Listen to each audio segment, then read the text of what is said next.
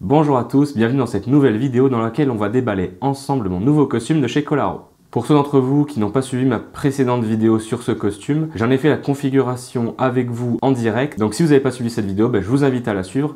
Ça aura plus de sens pour vous de voir celle-ci ensuite. Je vais vous épargner dans cette vidéo toute l'histoire de Kolaro, comment ça se passe pour faire la commande, etc. Si ça vous intéresse, je vous invite à revoir la vidéo que j'ai faite précédemment, dans laquelle je passe la commande pour le costume, parce que dans celle-ci, je dis aussi l'histoire de Kolaro, je raconte comment ça se passe pour commander chez eux. Enfin bref, toutes ces petites informations que je ne vais pas répéter dans cette vidéo, pour essayer de la garder un peu plus courte. Petite information tout de même, le costume je l'ai déjà ouvert, moi je l'ai déjà vu, je l'ai déjà porté, je l'ai déjà essayé, parce qu'en fait, quand je l'ai reçu, j'en avais besoin pour passer des entretiens et il se trouve que j'étais en pleine période de rendu de mémoire, donc j'ai pas eu le temps de tourner la vidéo plus tôt, donc j'ai pas pu faire l'unboxing et découvrir le costume en même temps que vous. J'ai dû l'ouvrir plus tôt, mais j'ai remballé tout pour pouvoir vous montrer à quoi ça ressemble quand on reçoit un costume de chez Kolaro neuf. Comme ça, vous pourrez voir exactement à quoi ça ressemble quand c'est emballé. Alors, le costume est ici. Tout rentre dans cette poche. Oui, je dis une poche parce que je viens du sud. Tout rentre dans ce sac, on va dire, en tissu. Voilà, toutes les commandes qui viennent de chez Kolaro viennent dans un sac en tissu comme celui-ci, brandé Kolaro. Toujours aussi, il y a un autre sac en plastique par-dessus pour le couvrir en cas d'intempérie. En plus, rassurez-vous, il est aussi dans un autre emballage. Vous ne recevez pas ça tout seul comme ça chez vous, tenez, cadeau. Non, non, il y a un autre emballage en plastique et encore un autre emballage par-dessus pour protéger des intempéries, bien évidemment. En tout cas, j'ai reçu 3 colis différents de chez Kolaro sur la dernière année et j'ai jamais eu un seul problème de livraison. Livraison, c'est toujours super rapide, c'est super efficace, ça arrive toujours dans un état parfait et ça arrive toujours aussi très bien plié. Donc vous savez quoi, on va directement passer à l'ouverture du colis. Je ne vais pas vous faire attendre comme d'habitude, cette fois être un petit peu plus concis parce que vous savez à peu près déjà tout. Donc, colis de chez Kolaro, on va commencer par le pantalon parce que le pantalon, c'est le plus simple. Dessus, il n'y a pas grand chose de bien original, c'est pas de requête trop particulière dessus, donc on va commencer par ça. Vous découvrez le tissu pour la première fois, moi je l'ai déjà vu, j'avais un petit peu caché à la commande, vous ne saviez pas exactement ce à quoi ça allait ressembler, c'était un petit peu le suspense. Donc voilà, vous le voyez maintenant en vrai. Je pense qu'il rend beaucoup plus gris en vidéo qu'en vrai. En tout cas, on est vraiment sur un mélange entre le marron, le vert kaki, le gris foncé. On est sur un tissu en tout cas assez formel, plutôt que l'inverse, sur un tissage très serré. Quelque chose de relativement lourd, on est à plus de 360 grammes il me semble, si je dis pas de bêtises. Ça fait quelques temps que je l'ai commandé, je ne me rappelle plus totalement. Mais voilà, on est sur quelque chose d'assez lourd, tissé serré, quelque chose d'assez assez texturé quand même, parce qu'on est sur une laine covert, comme j'avais dit dans ma dernière vidéo. On est sur une laine covert, donc c'est pas un tissu casual loin de là, mais on est quand même sur quelque chose d'un peu texturé dans le formel. Donc c'est sympa, moi je suis pas totalement fan des tissus très lisses. Je trouve que ça manque un petit peu d'âme et c'est pour ça que je trouve que tout ce qui est le covert, le cavalry twill, c'est des bonnes alternatives pour avoir quelque chose à la fois d'assez formel mais aussi quelque chose d'assez texturé. Donc pour passer rapidement sur la configuration du pantalon pour refaire un tour ensemble, les ajusteurs latéraux avec la forme pistolet comme je vous parlais à la commande. Voilà, c'est cette petite vague ici qui descend et qui donne la petite forme d'un pistolet. C'est pour ça que ça s'appelle comme ça.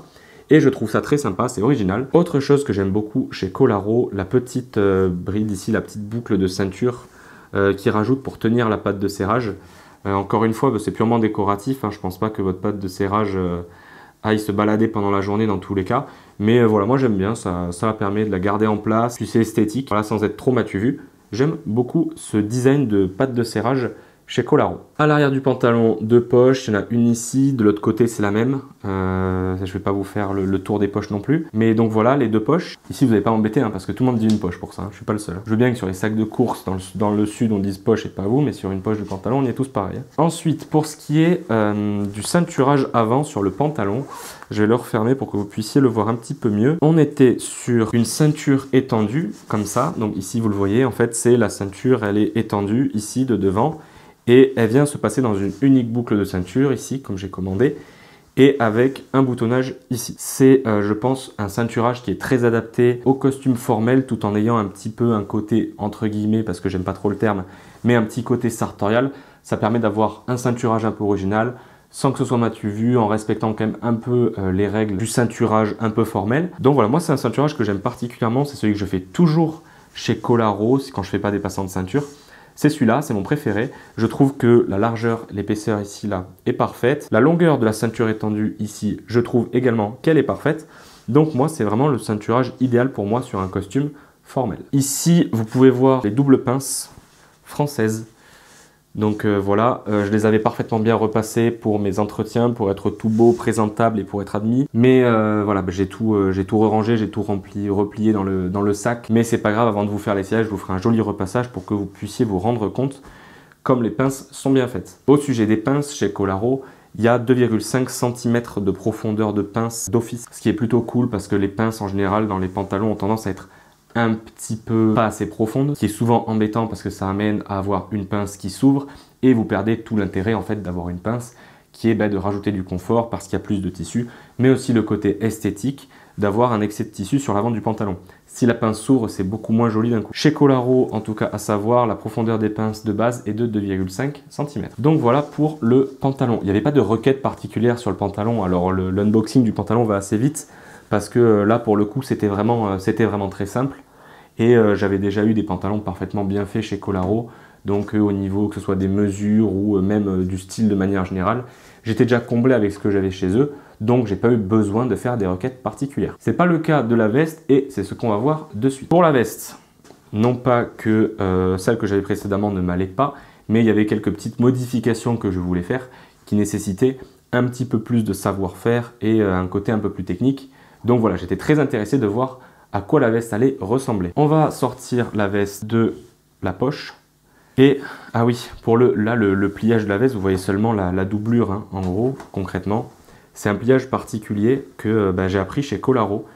Quand ils m'ont envoyé ma première veste, j'ai remarqué qu'elle était bizarrement pliée.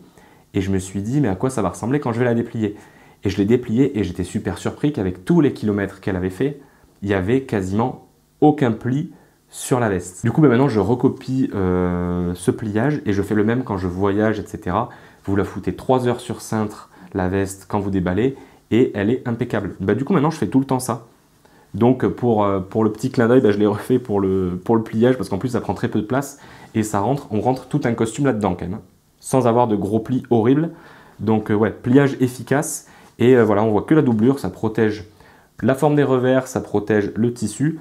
Enfin bref, c'est nickel. Donc la veste, on va la déplier. Je vais vous montrer ça de suite. Ce que je vais faire, c'est que je vais vous la mettre sur cintre. Comme ça, vous verrez un petit peu mieux à quoi elle ressemble quand elle se tient à peu près correctement. Parce que si je vous la tiens au bout des doigts, ça ne va pas forcément vous donner envie de commander un costume. Ça va ressembler à rien du tout. Mais voilà. Ici, vous vous rendez un petit peu plus compte d'à quoi ressemble la veste sur cintre. Donc comme je disais, il y a des demandes un petit peu plus particulières qui ont été... Il faut que je lâche parce que je suis à bout de bras depuis 25 secondes, j'en peux déjà plus. Je vais devoir vous expliquer toute la veste comme ça. Pour ceux qui suivent sur Instagram, vous savez que j'ai commencé la salle, mais de toute évidence, ça n'a pas encore porté ses fruits. Mais voilà, donc sur la veste, je disais que j'ai fait quelques requêtes un peu plus particulières que sur le pantalon, qui font que j'étais un petit peu plus curieux de voir la veste que le pantalon. Notamment, si vous vous rappelez sur mon costume pinstripe de chez Kolaro, j'ai un revers juste en dessous de 10 cm, il doit faire 9,4 ou 9,5, quelque chose comme ça, et qui est très plat, que j'avais fait très plat à dessin, parce que c'est un style vintage que j'apprécie beaucoup. Et sur cette veste-là, j'ai fait les revers un poil plus large, je crois qu'il y a 1,5 cm en plus. Pour moi, on est vraiment, à mon gabarit en tout cas, je fais une taille 48 à peu près classique, mais on est vraiment sur le maximum que je puisse faire en termes de largeur, sans que ce soit trop large à mon goût. Il y a juste en dessous de 11 cm, je crois qu'il y a 10,7 cm. Pour moi, c'est le maximum sur ma carrure. Et donc là, on est à 10,7 cm, je crois. Et j'ai fait le cran du revers un poil moins à l'horizontale que ce que j'avais fait sur l'autre costume. Tout simplement pour avoir un petit peu de variété dans le vestiaire et pour pas avoir tout le temps la même chose. Et puis parce que, quitte à avoir deux costumes, autant les changer un petit peu pour quand on le met, on se dit ah oui, c'est différent, ça change, c'est pas mal. Donc voilà, ça c'est pour le revers. Autre chose, je ne sais pas si vous le remarquez à la vidéo, mais petit moment culture, il ne risque de pas y en avoir beaucoup, alors appréciez-le. Ici, cette partie du revers, avant la couture ici, là, que vous voyez peut-être pas, mais en gros, voilà, il y a une couture ici, et il y a cette première partie du revers, et là, il y a tout le col, en fait. Le col, ici, s'appelle la contre-anglaise, ici, et ça s'appelle l'anglaise, la partie basse du revers. Et ben chez Colaro, c'est un petit peu sympa. La forme de la contre-anglaise, ici, encore une fois, ça sert à rien, mais c'est esthétique, ça change un petit peu de ce que j'ai sur d'autres costumes.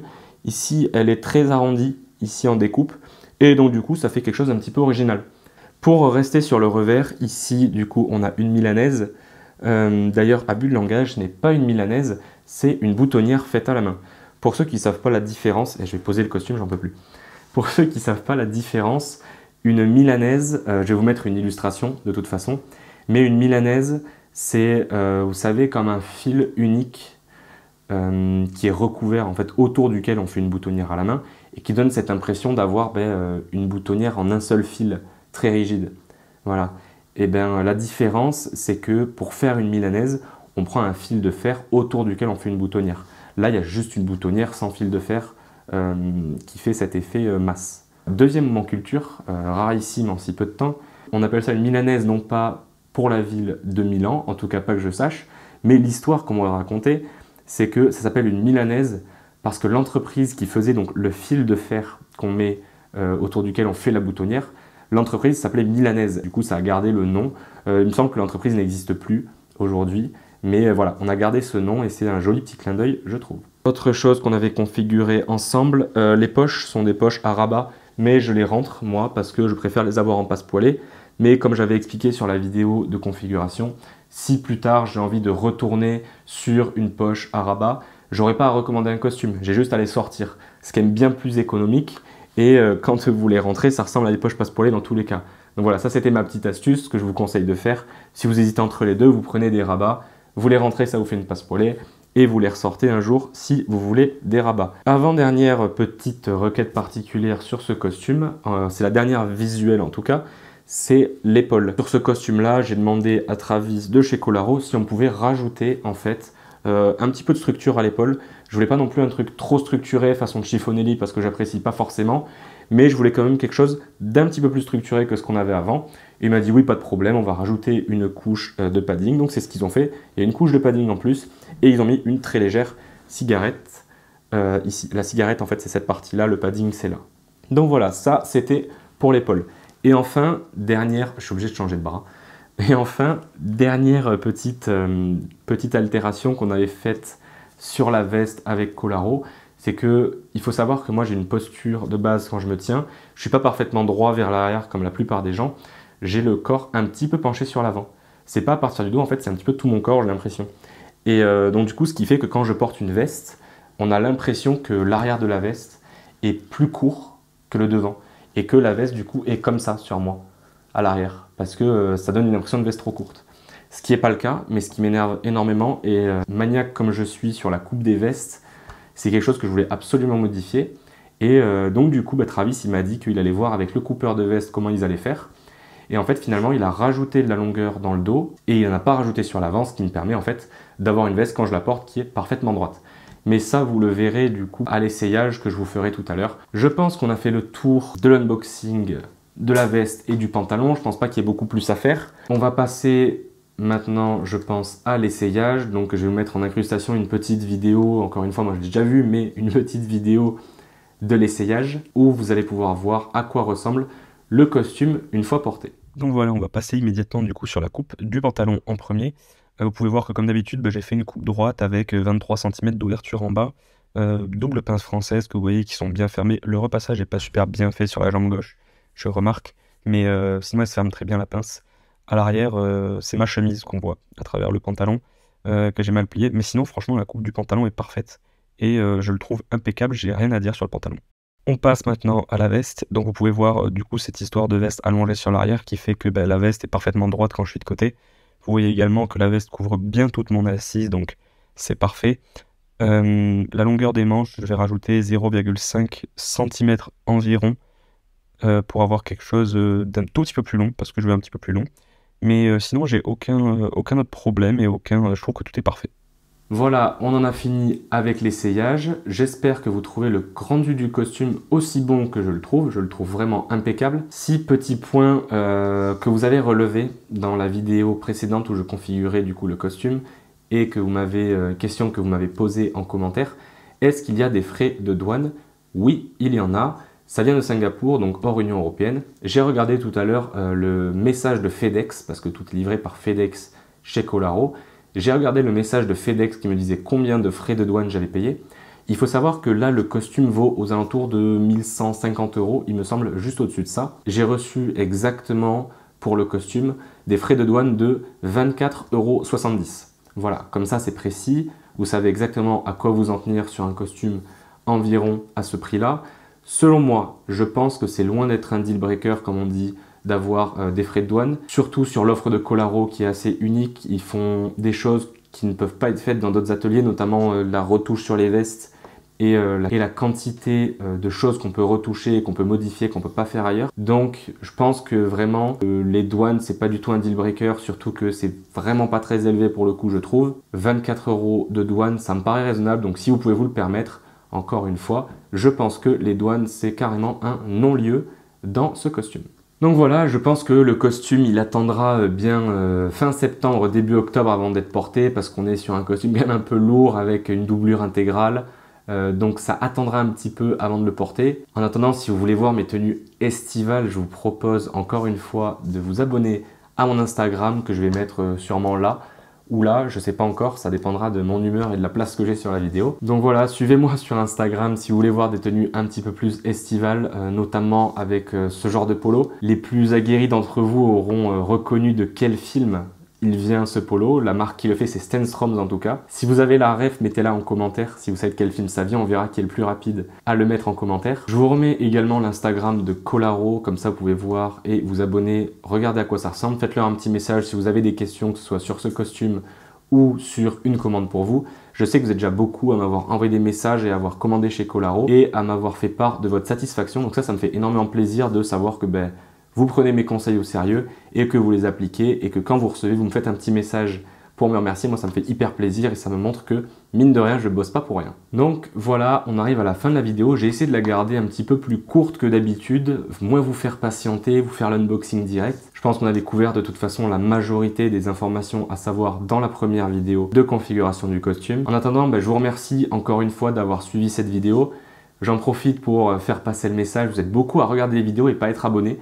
Du coup, si c'est le cas, je vous invite à me suivre parce que je regarde les statistiques et je vois que vous êtes pas mal à faire ça. Donc voilà, si le contenu vous plaît, n'hésitez pas à me suivre, à activer la cloche pour être au courant que je poste une nouvelle vidéo. Là, je fais vraiment le youtubeur au max. Mettez-moi un petit commentaire si la vidéo vous a plu, mettez un pouce bleu si la vidéo vous a plu, moi ça m'aide pour le référencement, ça aide d'autres sartorialistes à découvrir la chaîne. Je vous remercie encore une fois de me suivre ici, de me suivre sur Instagram, de commenter, de m'encourager, ça me fait plaisir. Je vois que ce format vous plaît également, donc je vais continuer à travailler là-dessus. Je vous remercie encore une fois et je vous dis à bientôt pour une prochaine vidéo. Au revoir.